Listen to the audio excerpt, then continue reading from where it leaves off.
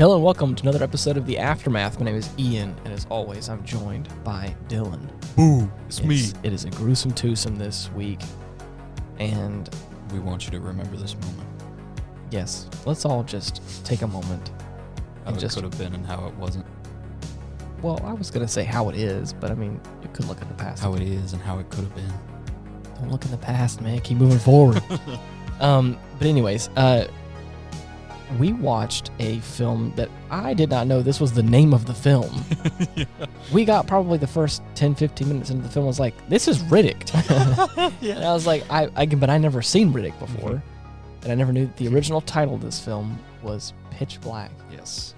And I mean, it makes sense after watching the film. It's dark. It's dork.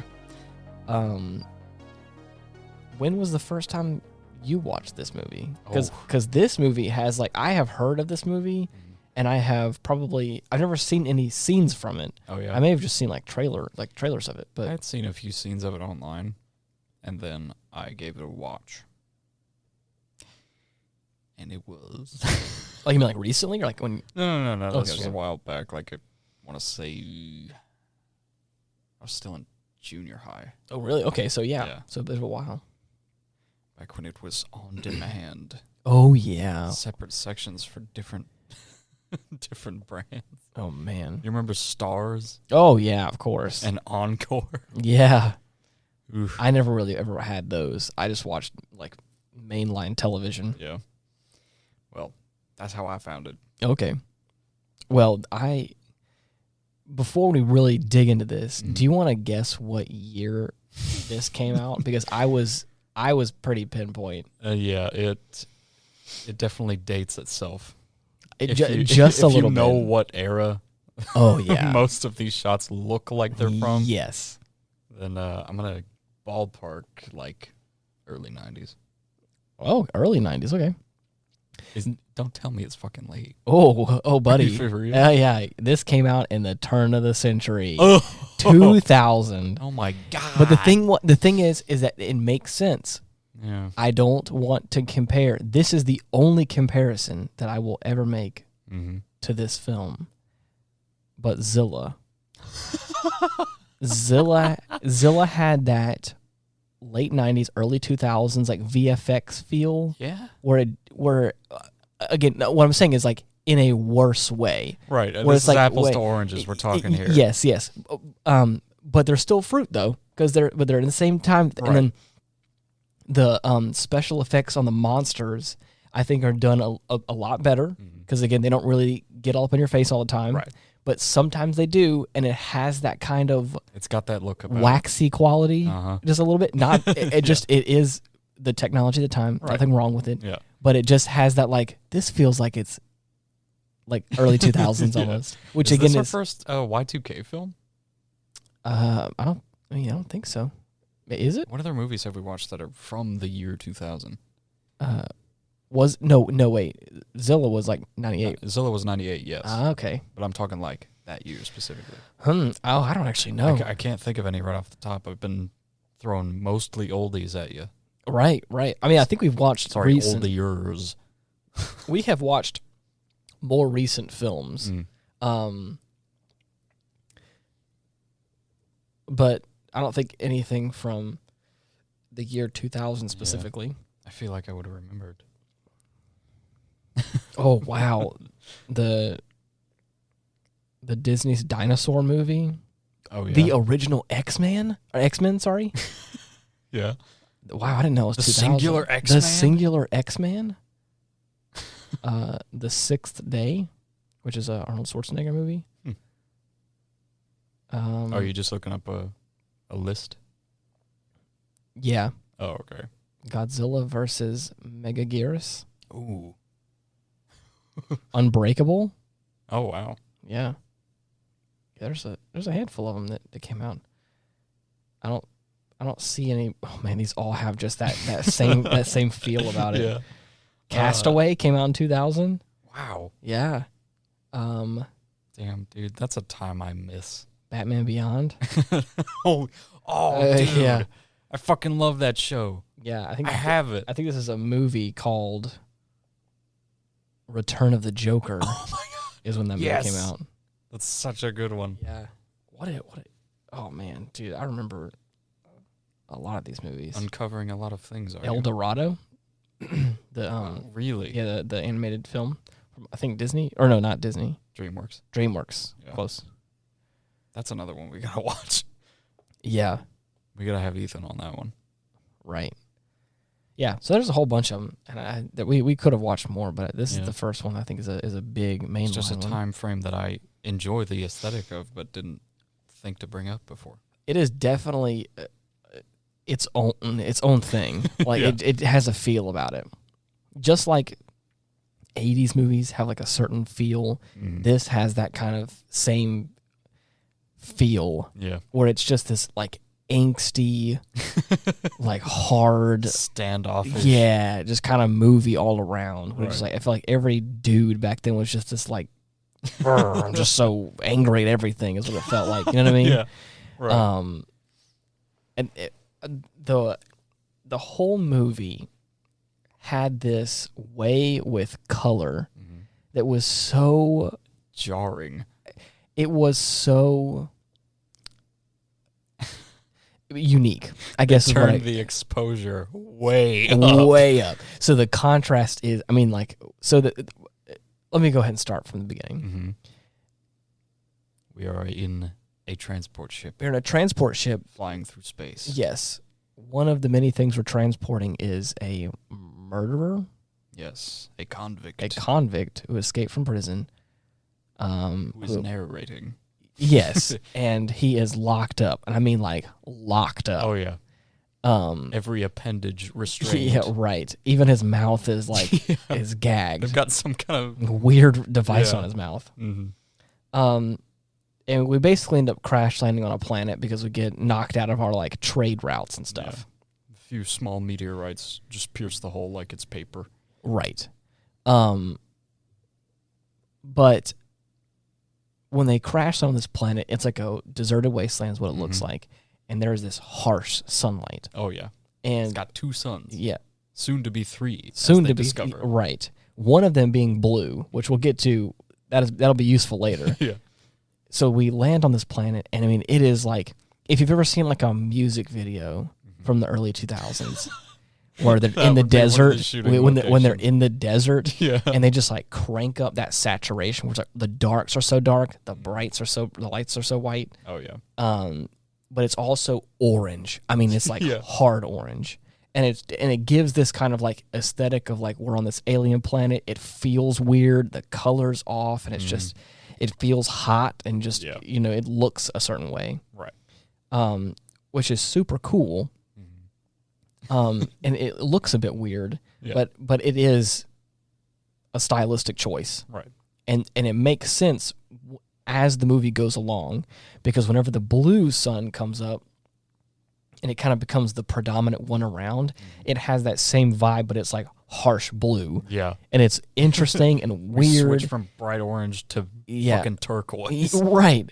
And it looks strange, but not unappealing to me. It has its own. I mean, because we're on an alien planet, it's weird. Right. So the fact that I'm to suspend your disbelief. Yes. A bit. As I'm like looking around at this weird deserted planet with spaceships, everything's got to be blue. Everything's got to be this weird shade of turquoise, like you're talking about, which makes sense.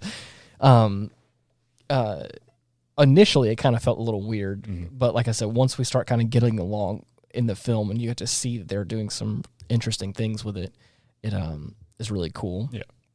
The only thing I didn't really care for at the beginning of the movie, but again, I think this is kind of a sign of the time, because I think they kind of did this anyways with like sort of action movies, kind of, is they really just kind of like they get to like that first few scenes like real quick. Oh yeah. They kind of like smash cut to some parts where, again,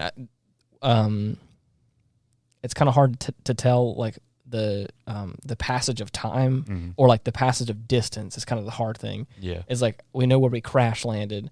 I kind of know where some things are, but like we kind of keep like jumping to locations. It feels like everything is like they found like a village, which seems like a few footsteps away. But I know that's not the case, but it just kind of feels that way. Right. And I think it's just how the movie kind of moves along in its own way. But dude, it is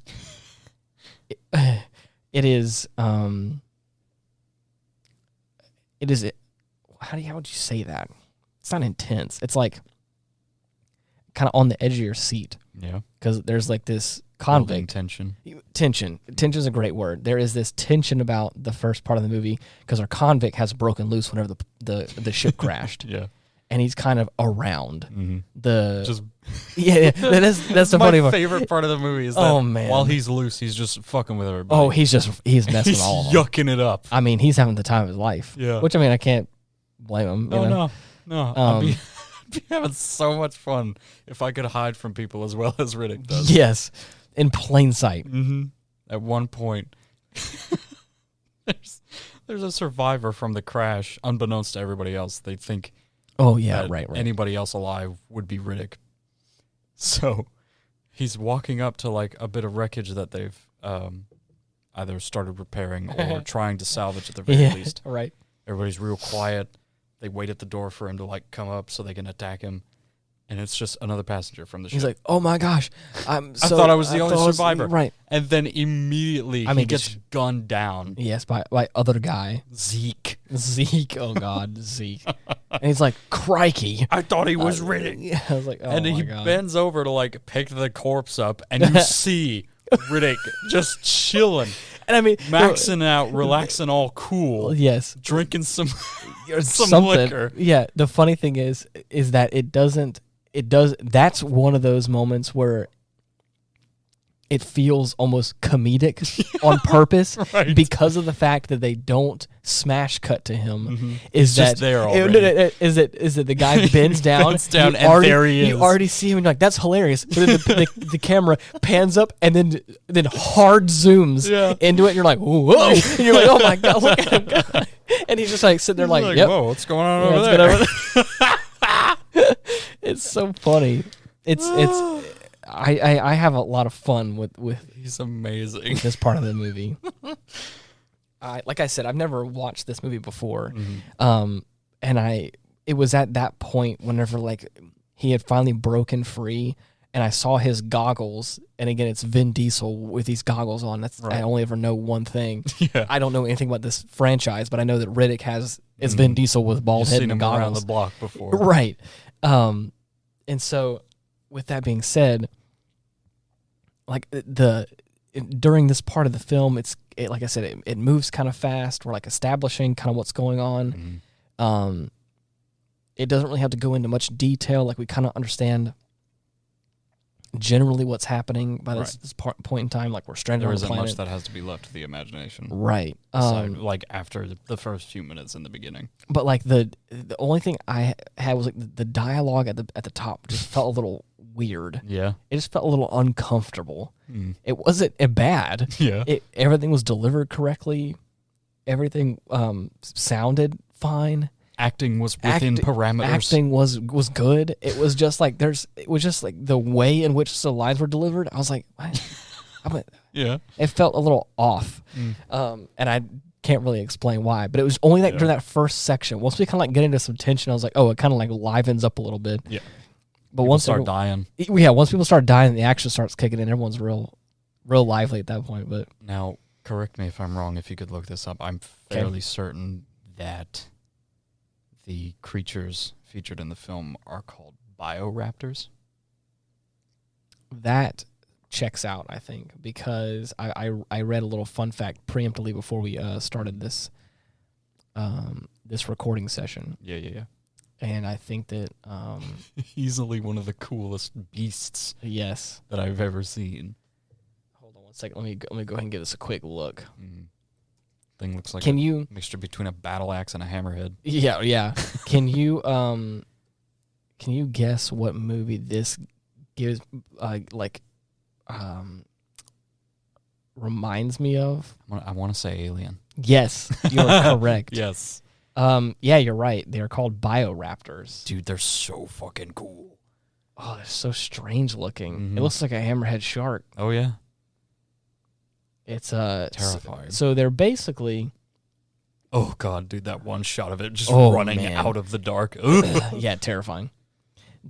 So in this film, we're on a stranded planet. There's nothing around. It's a desert. It really does seem like nothing's around. A dead world. chimera of the night. What the hell? So basically, the kind of the premise of this is like we find like an abandoned settlement, and like signs supplies, of civilization, right? A water source of some kind. But then as they kind of like find out more about it, everyone's dead. Oh yeah, and they found bones at one place. It was like they looked like they were hunkering down within a cavern. Yes, but they did not survive. No, and looked like they were attacked by something. Mm-hmm. As they kind of start to fish around on this planet more, they find these like creatures, aka bioraptors, right? Which are, how do you describe that? It is a winged. Yeah, it's got two appendages. It's got two that look as though they function both as arms and legs. Yes, they are. They look like arms. Right. But I want you to imagine this is like a reptilian-looking creature with man arms. Yeah. We're talking about muscle, but he's got like talons on him. He's got the bis and tris worked out. He's got a wing situation, a tail that as it goes down splits. Twin tips. Yeah, it splits into two tips, and then just imagine a hammerhead shark, but worse. Yeah, mixed with like a little bit of a xenomorph head, kind of at the tip top, and then teeth like actual knives. Chin like you wouldn't believe. Oh yeah, chin out of this world, buddy. And that's kind of what we're talking about here. So not something you'd want to see. Oh no! Barreling towards you in the pitch black. Supposedly they hate light, and they kind of hide in the shadows. Shit burns them. Right, and so you can imagine why they only come out whenever the entire planet and its suns are eclipsed, like the planets in this solar system align. Right. And so begins an endless night. Yes, which is terrifying. Yeah. And as you can imagine, because we're talking about some real action movie plot points here, that is a core feature of what's happening. Oh, yeah. Last time this happened was 22 years ago, which perfectly lines up with it happening again now. Yeah, doesn't allude to a very happy ending. No. Everyone basically stay here died. And so they kind of hunt by blood. They don't have a good sense of sight, echolocation kind of thing. They have they have a myriad of different like predatorial traits, I guess, if you will. One of the aspects of these things I like the most is the fact that because there's nothing else alive on this planet anymore, we are left to assume that they have resorted to cannibalism. To persist. Right, which is kind of scary. Yeah. That is nasty. Just an endless struggle. Right. But boy, howdy, they got some fresh meat. They got something tonight. All right. And then of course, like any real kind of action thriller-esque movie, our like merry band of misfits kind of gets dwindled down as it goes along, as you'd imagine, and in various ways of like, oh my gosh, I can't believe it. Like a slasher flick. Yeah, exactly. But to kind of bring it back around a minute, but while I was Googling this, this movie has the same kind of vibe that like Alien gives me, and like in a different way. Obviously, modern technology in the 2000 or in 2000, right? So it looks different, has a different vibe about it, but it just kind of has that same practical effects sci-fi movie that has this kind of interesting vibe about it. Yeah. As well as this kind of slasher flick monster movie kind of jam, but like sprinkled in with this almost superhero protagonist, almost what it feels like. We'll say anti-hero. Anti-hero. Yeah, that's a good one. And I love it. I think it was a great film. It was a fun time. And I think even like the weird discrepancies that I had with it are all minor in comparison as the movie picks at most. Exactly. Because as the movie progresses along, I think it does great. Oh yeah, dude, it's a great watch. Right. Man. I just love any interaction Riddick has with anybody. Oh, it's so It's equal parts badass and hilarious at the same time. Yeah. He has a certain air about him. Mm-hmm. He has a way with words, and it just comes across as blunt. Yeah. And just straightforward. Oh, yeah. Spent half his life in the slam. In the slam, as he calls it. Paid a doctor. What was it? 8 something menthols to have this surgery performed on his eyes so that he can see in the dark. I think he said that he. I think his line specifically was, "I got a doc to shine my eyeballs up for me," or something like that, and I paid him so many, whatever it is that he said. Yeah,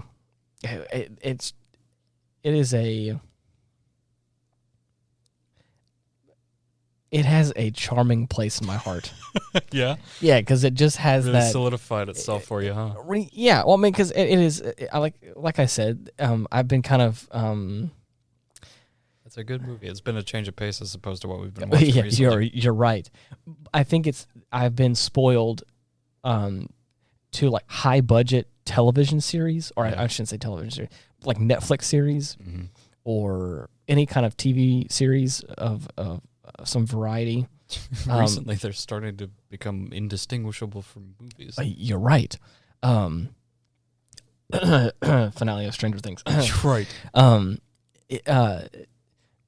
What I mean by that is like gore and death scenes in like modern stuff now is usually pretty laid back. Wait, don't go into too much detail. Not even like, because there's even some stuff in Stranger Things, for instance, recently, or Game of Thrones in the past, where like I've seen some pretty gory stuff that like looks pretty authentic. It may be still within those two exceptions. You're right.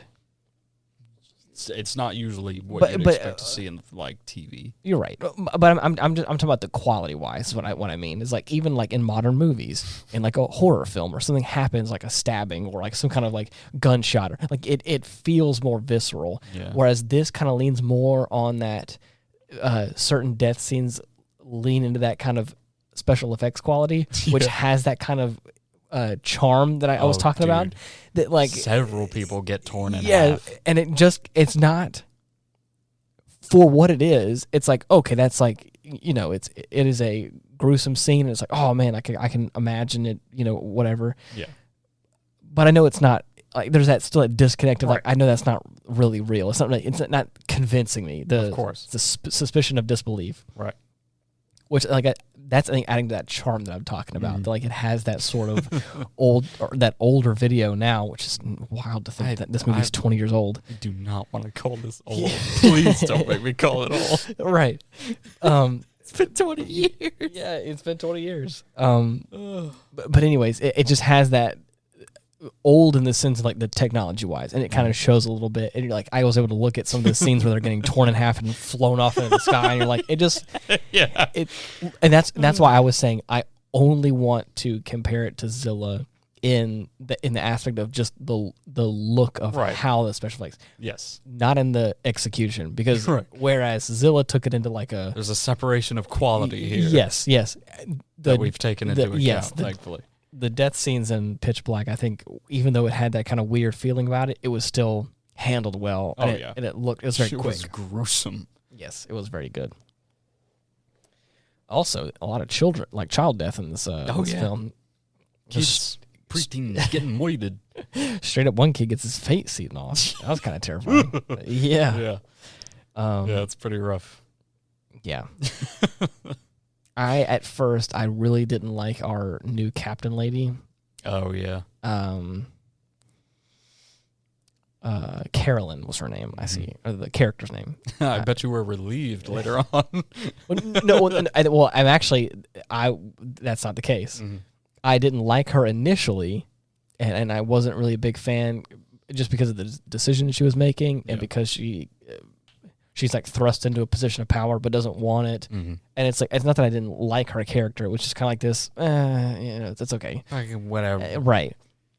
As the movie progresses, though, it does a good job of getting me involved in her character. Yeah. And those like turning points towards the end, I was like, I actually like her character a little more. Like I like it more than I did at the beginning of the film. Yeah. Maybe not love this character, but the fact that she's able to see the wrong that she did and try and make good on it is like, that's commendable. I'm cool with that. There we go. Yeah, exactly. Development, exactly. And that's what I liked to see. And the fact that Riddick is this kind of like chaotic neutral seemingly party, irredeemable. I mean, yes, but at the same time, he just is he feels like the wild card. Yeah, I can tell because of how Vin Diesel played his character and because of how I think I kind of see his character playing out. The feeling, maybe like the subtext of what's going on with Riddick. He is still this hard exterior, this rough guy, this like, I don't care only about myself kind of thing. Right. But that's not to say that he can't be persuaded. Right. And that he doesn't have a heart still. And you just got to dig it out of there. Right. You just got to really get in there. And that shows kind of towards the end of the film is that he is I'm going to do what I want to do. But then she's able to kind of, Carolyn's able to kind of get this part out of him. Right. But out of a respect way. And towards the end, whenever she inevitably gets yoinked up. Yeah.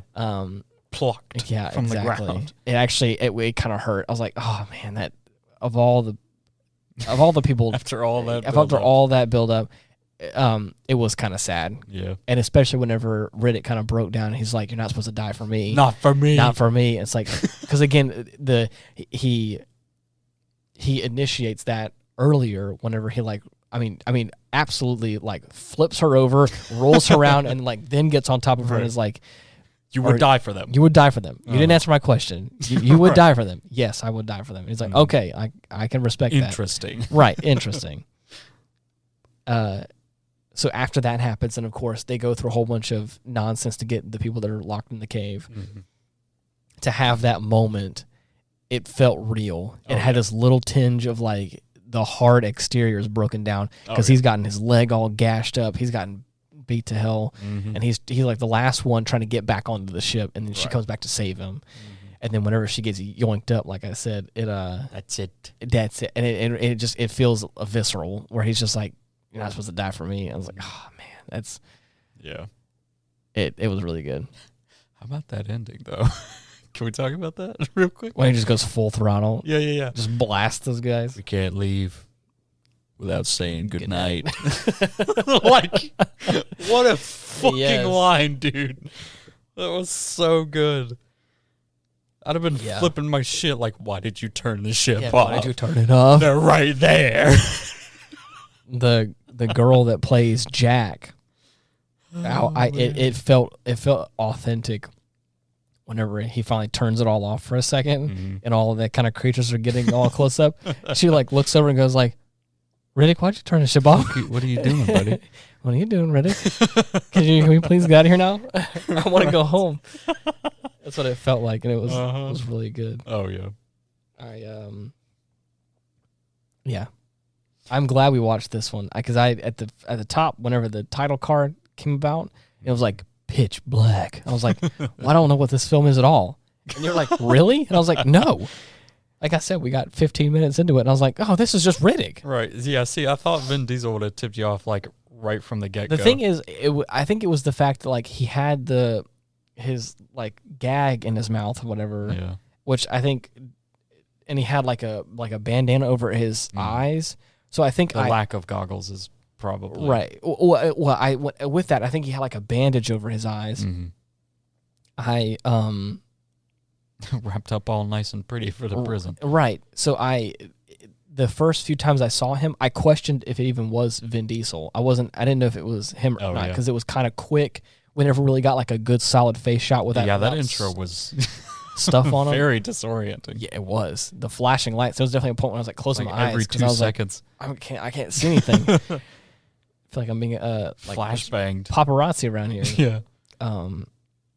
Yeah, but once I got a good look at like his face with the goggles, it's like, oh, that's Vin Diesel. Oh, this is Riddick. Okay. Yeah. I thought it was just called Riddick. So Right. what a fun time. It's very enjoyable. Do you have a favorite part of this film? Dude.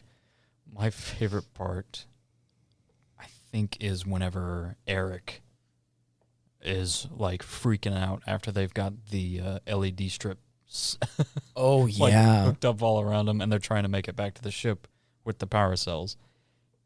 And the raptors are like surrounding them. They're everywhere. Starts freaking out, runs off.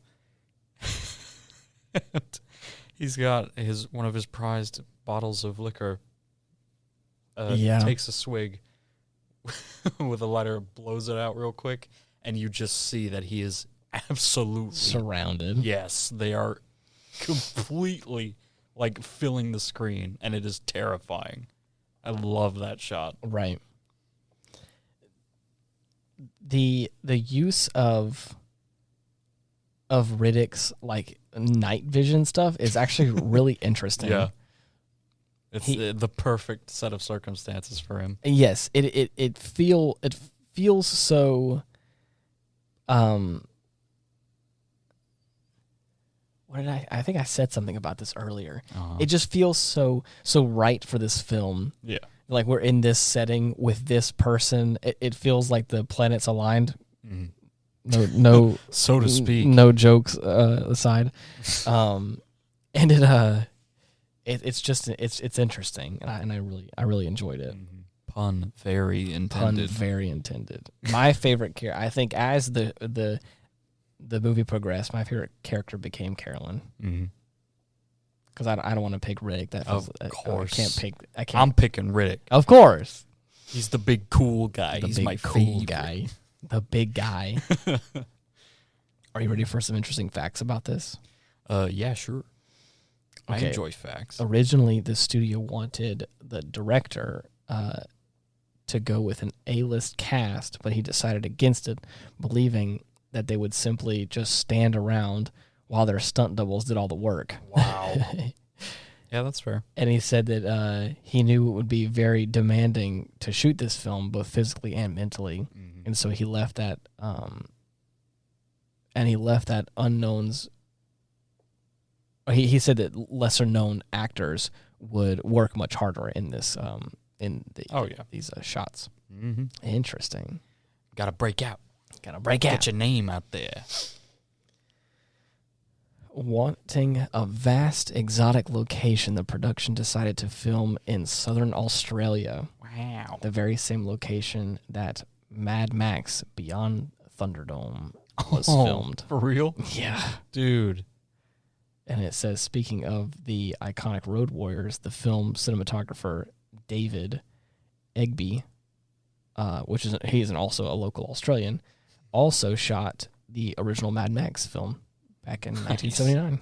That's cool. Pitch Black also served as Vin Diesel's introduction into most movie-going audiences. Prior to this, he had a small role in Saving Private Ryan, as well as providing his voice for the Iron Giant. Mm-hmm. Wow, that's so interesting. That was at the same time frame as all that. Oh, yeah. And he appeared as an unaccredited background extra in Awakenings. The ferocious Bioraptors had their physical appearance based on a cross between a great white shark and a pterodactyl. Yeah, that fits. Yeah. And I think it also says that the animal inspiration, the Pitch Black team were careful to avoid the look and the feel of well-known cinematic creatures we'd seen before. Mm-hmm. Specifically, Godzilla, the Velociraptors from Jurassic Park, and, of course, the creatures from the Alien franchise. Yeah, they definitely nailed the uniqueness of these things. Hit it out of the park. Right. That's so interesting. Mm-hmm. It was a cold desert. Pitch Black was filmed on the Australian desert, both for budget reasons and overall look. There were 6-day weeks and 17-hour days. Jeez. it was also the winter time in Australia, which meant it was relatively cool outside, and the actors were misted with water to give it the appearance of sweat. Oh no! It says the Australian outback has served as a drawback for many films. For good reason. Yeah. That had to suck, dude. I mean, holy shit. Yeah, it must have been really chilly. Having to be peppered with water would only make you colder, too. Exactly. Since Pitch Black was released in 2000, we've gotten 2 more theatrical releases of the film about the Riddick character, as well as a number of animated features in video games, apparently, and novelizations. In late 2014, Diesel announced plans for the long-discussed 4th installment, as well as a TV series called Merc City. Oh, what? Dude. When was that? If only. Did it actually work? Is that not a thing anymore? Not that I know of, no. Wow. It would have been nice, though. But as the director explained in an interview in 2013, I was just trying to get out of Australia with my skin without the Bond company coming in and racking. I'm so confused right now. I was just trying to leave Australia with my skin without the Bond company coming in and tacking my hide to the side of a barn. I guess he means the Bond company is trying to. Yeah, I don't know. Yeah, I was so I'm sure it was a budgetary thing. I had to say it in an Australian accent. Just take it onto a barn. Oh no. Yeah. So, anyways, apparently there was a novel, which is interesting. There's a much deeper connection between Pitch Black and the Fast and Furious franchise. No. Than what's on the surface. During the production of Pitch Black, the studio folded. Universal came in at the 11th hour and agreed to release it. It was kind of a Hail Mary.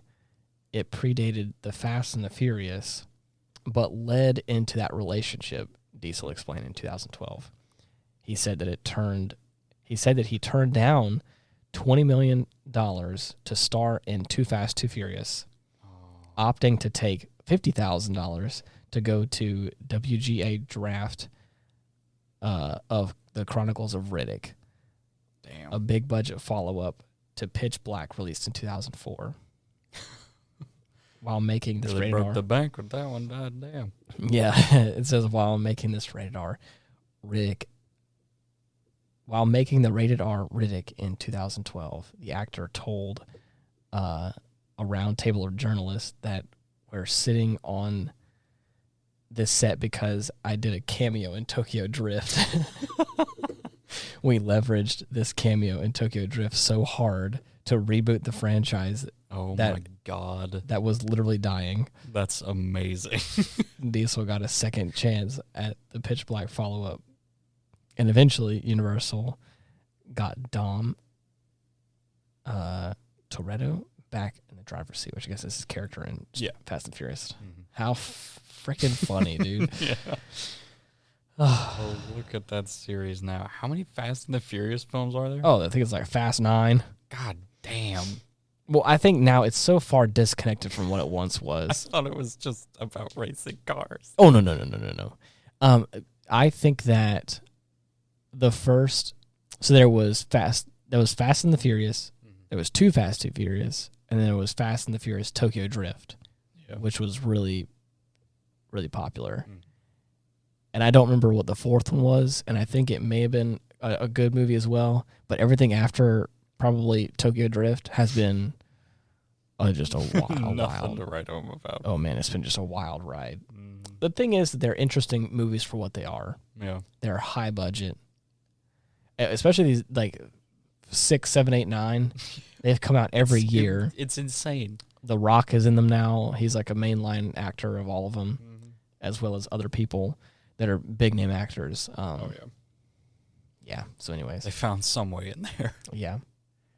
The original script was by the brotherly duo of Ken and Jim Wheat, who would work on horror sequels like A Nightmare on Elm Street 4 Oh, wow. And The Fly 2.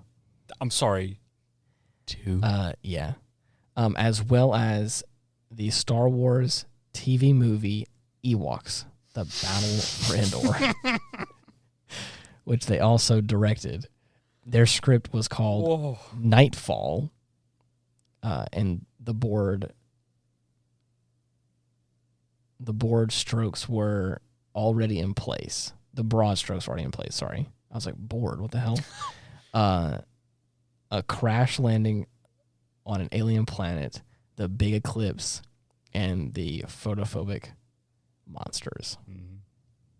Wow.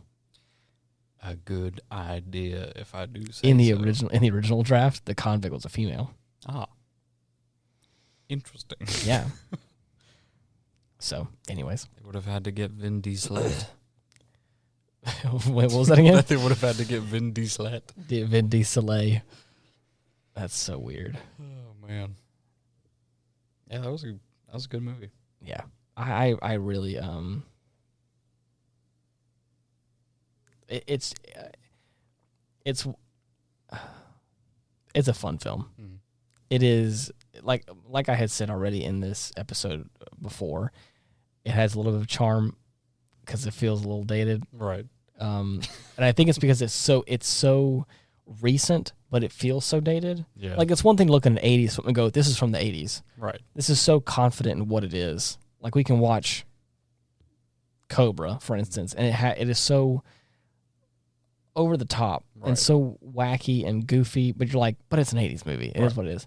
We look at something like this and we're like, yeah. oh, that was just like fucking yesterday. It was just like not that long ago, but it just feels so much older than it actually is. Mm-hmm. I think that's why I'm having a hard time putting it into words how I really feel about some of the kind of quirky aspects of this film. Yeah.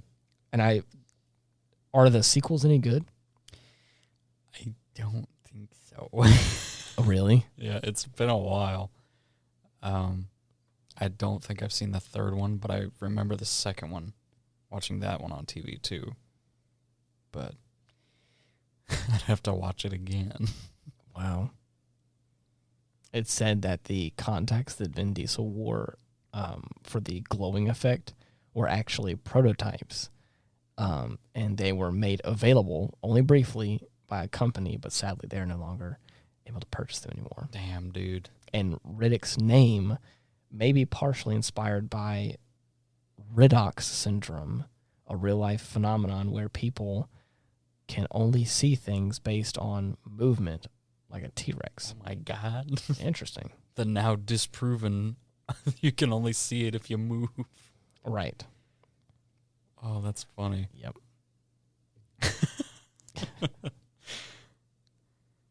Damn.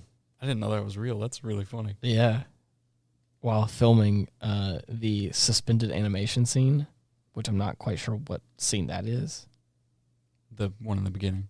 Really? Where everybody's in cryo sleep. Okay, well, that makes sense. It says that while filming the suspended animation scene, Vin Diesel reportedly got quite claustrophobic and had a minor panic attack while filming that scene, or that cluster of scenes, which I don't blame him. Yeah, no, that shit looked like it fucking sucked. He is locked up like he's in a sex dungeon. It's like kind of scary. Ugh. Yeah, so. Do not blame him. Wait, what does this say? I don't know, Ian. What's it say? I just see a picture of Tatooine here, and it says, while scientists have only ever theorized about solar systems with 3 suns, like in a movie, they have observed systems with twin suns that orbit each other, like on Tatooine. Cool. So it's only theorized. We'll get there 3. one day. Right. That's so interesting.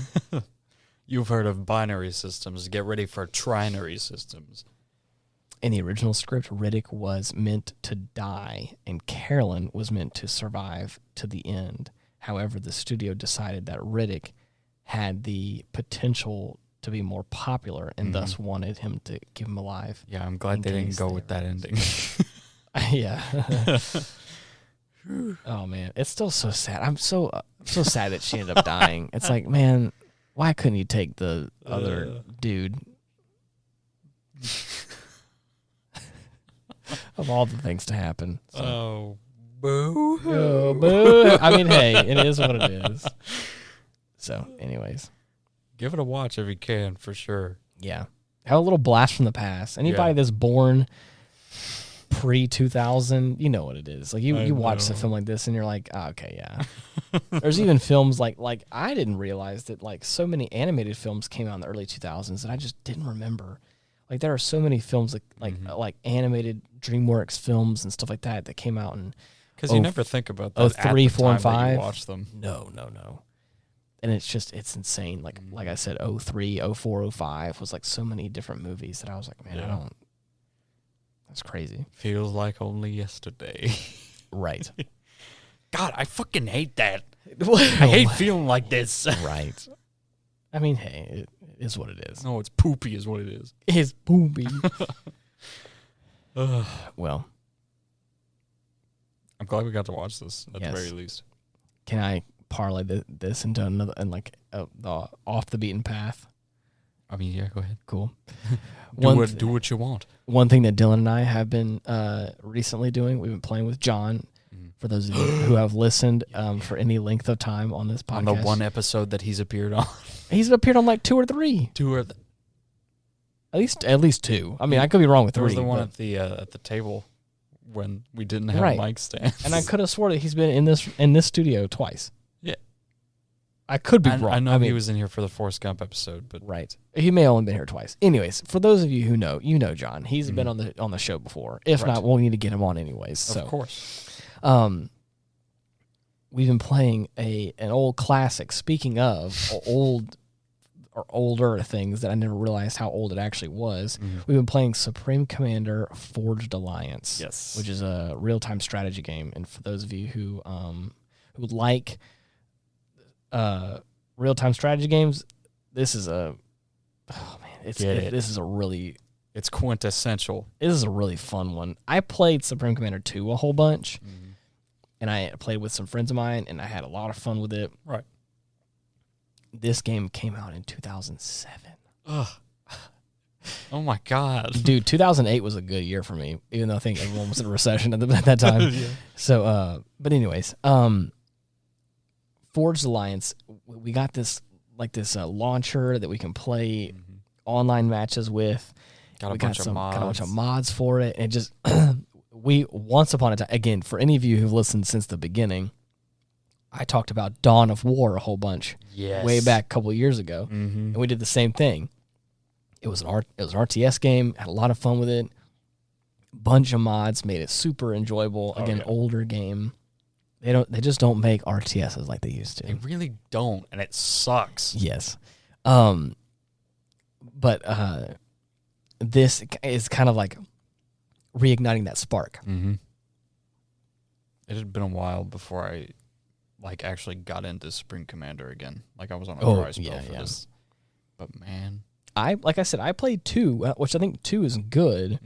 But this one, with some of the mods that we have, really enhances it and makes it really much nice. more. The only thing is that we're just having my computer's acting a little finicky with it. My computer, I've been having an issue with the computer. I don't want to get into the details of it. It's a bunch of bullshit. Yeah. With certain games, it just doesn't want to work. And it did the same thing with Dawn of War, and it's doing it now with Supreme Commander, and it's making me sad because I'm like, I can't play an RTS game without my computer wanting to shit itself, which, again, probably makes sense. I can play Destiny all day long. It's fine. It won't crash at all. But the second we do an hour and 30-minute run of a game session for Supreme Commander, everything wants to go to hell and back. And then to add insult to injury, we've had a hard time finishing a match because either one of us or both of us will drop out because of numerous reasons. As if that wasn't bad enough. My computer's actually working fine, and we're getting a majority of the way through this match. We're doing little campaign missions. A lot of fun. There's stages to it, which I think is super interesting and fun. Amassing this giant army.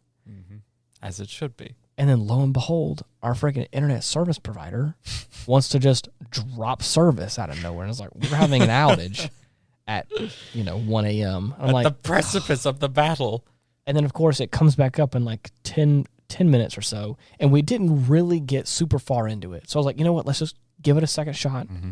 No big deal. The internet's back up. Usually when that happens once, it's a one and done kind of thing. Don't got to worry about it. The only thing I have to worry about at this point is if we get really far into this and my computer freezes. It's the only thing I got to worry about. And buddy, you'll never guess what happens. And you'll never guess what happens. we got so far in this thing, and then the internet crashes again. Mm-hmm. Internet service provider. Oh, we're still having issues with it. I was like, gosh, dude. I had constructed a super unit. Oh, the Basilisk.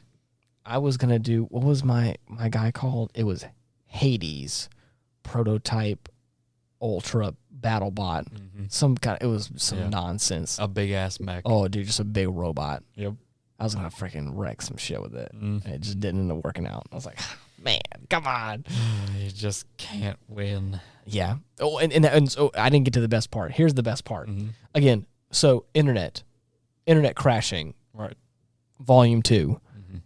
Happens to us again. But the thing is that because we're on the same local area network, it like kicks back up to us pretty soon, and like Dylan and I are still connected, and we're like, oh, maybe we can. Discord is down. We cannot communicate. No, but the battle rages on. Yeah, and we're like, you know what? But the soul still burns. Exactly. There's no comms, but it doesn't matter. We're gonna keep fighting. The objective remains the same. The objective remains the same: is to destroy the enemy. Mm-hmm. Well, and also we're protecting a princess, queen. We're trying to rescue the princess of the Aeon Illuminate. Cool. So we're like, we have someone to protect. We got stuff to do. Right. I got no time for this bullshit. Oh no. And then lo and behold, guess what happens? To really just twist the knife. Just really twist the knife inside of it. My computer crashes and we lose all the progress. Yep. And we were a solid hour and a half into it. And I was like, I'm just all that time. And then Dylan walks in here and in the best way he can, and I love his optimism and his positivity. He's like, you know what? I'm just going to consider that as a win. We had it because to be honest, we had it. We really did. We're fighting in like an Arctic archipelago. Yes, a series of islands. Yeah, that we are going to and from, just Navy destroying everywhere. Each base as it appears. Yes, I make this basilisk. Ends up being way stronger than I initially conceived. Like, I expected this thing to just, I'll send it whichever way. And it'll knock out some damage. stuff, yeah. I can send transport, go pick it up after it takes a certain amount of damage. Right. It makes landfall. This thing is amphibious, okay? It can go anywhere. Right. It's fairly slow.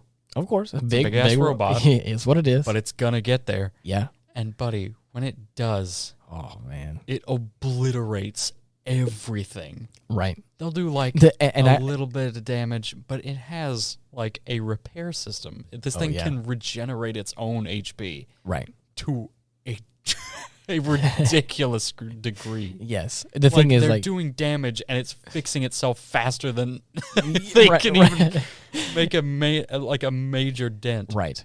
So just know that I was like this pseudo alien race, this human alien, super futuristic people. So I've got a whole ass UFO that's camping, like waiting for the trigger pull, the big battle bot in question to get there to help make this an inevitability. Right.